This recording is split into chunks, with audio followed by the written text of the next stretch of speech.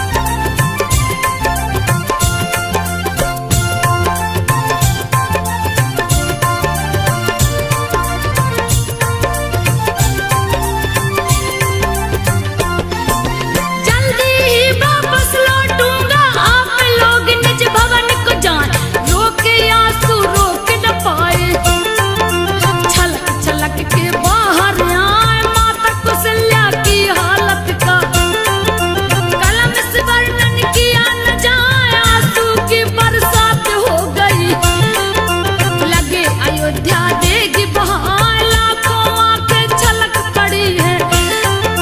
राम के नैना नीर बहार छाती पीट के दशरथ रोवे। राम राम बस राम चिल्लाए शोक में व्याकुल जनता हो गई।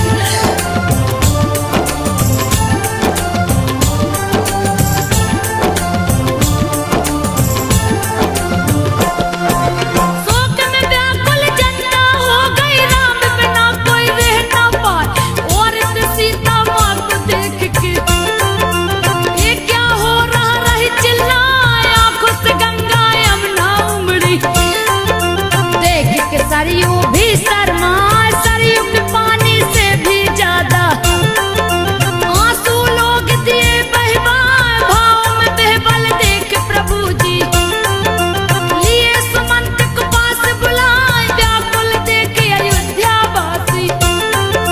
श्री राम जब वन को जा रथ को सजा के निकल पड़े हैं।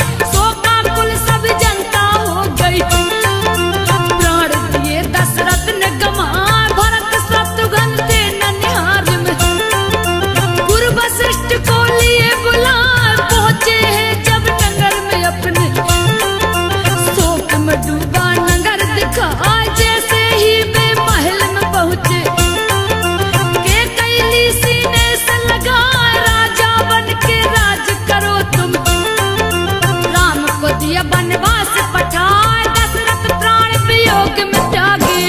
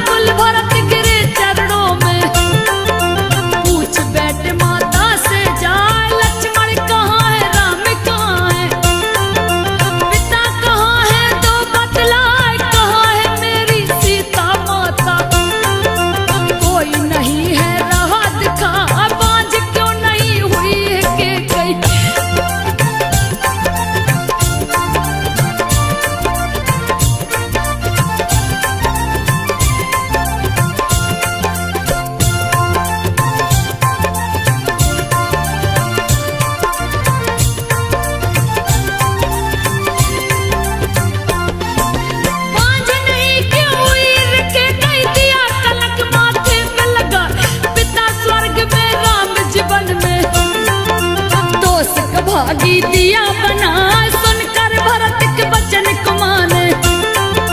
उठ चलिया सीने से लगाया आंखों से आंसू लग बहने। रोकने से भी रुक नहीं पा शत्रुघ्न भी हृदय लगा के गोद में अपने लिया बिठाए। गुरु वशिष्ठ भी समझाए होनी को कोई टाल न पाए। क्रिया कर्म करता है पिता का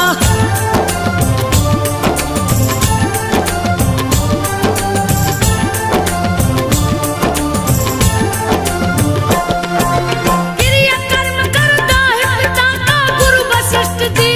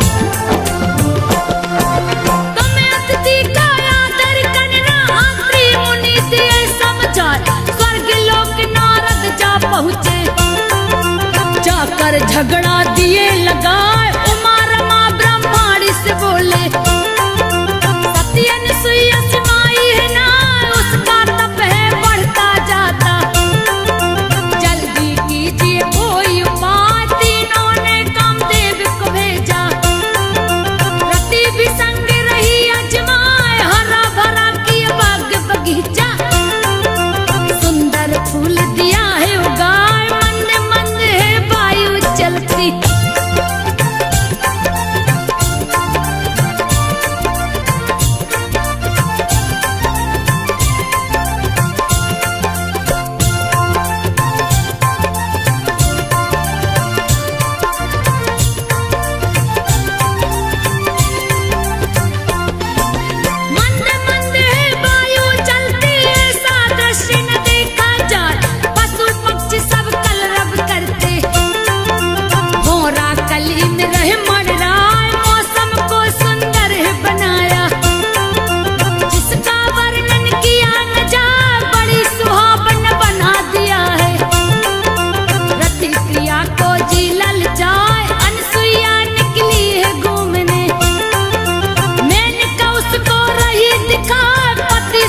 की बातें करती, सती के सत्य को रही डिगाल, मेरे पति तो तीरथ गए हैं।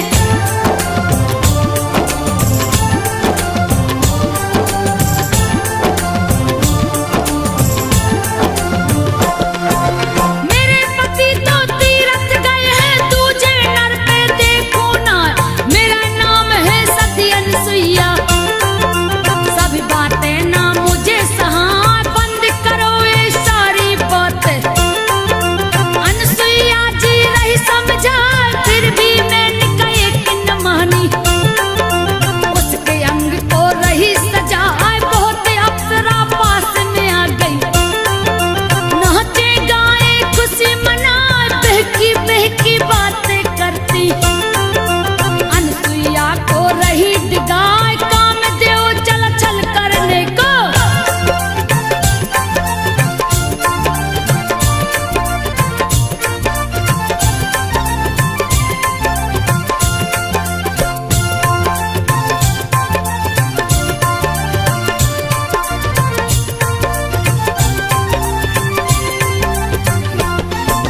कामदेव चल छल करने को, अत्रि मुनि का भेष बनाए, छलिया सोचा छल कर आए, अनसुईया के आश्रम में आए, अनसुईया लगी पैर को धोने, कामदेव नहीं चरण धुलाए, बोला पास में आओ प्यारी, पत्नी सुख को जी ललचाए, पहले कभी ऐसा नहीं करते, आज हुआ क्या आपको जाए, पति जी थोड़ा धीरज धरिए, खाना अभी देती हूँ ला, दौड़ के पापी गले लगाया।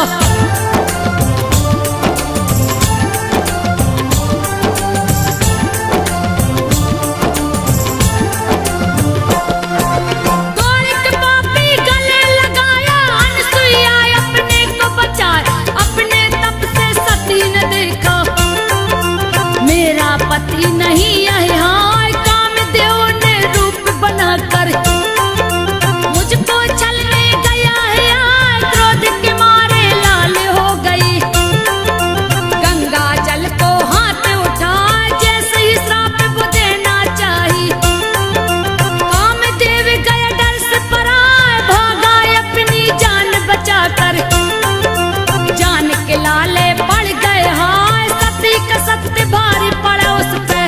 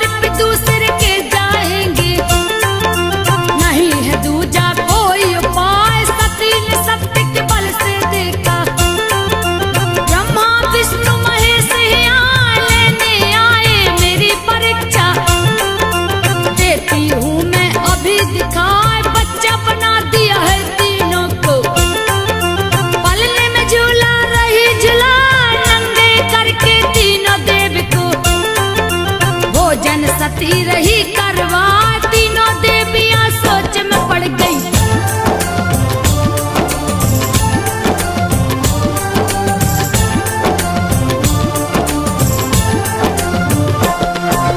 तीनों देवियां सोच में पड़ गई, कैसी आफत आ गई यार, हाथ जोड़ जाए अनसुईया को। मेरे पति दो बड़ा करा, तीनों अपने रूप में आ गए। अनसुईया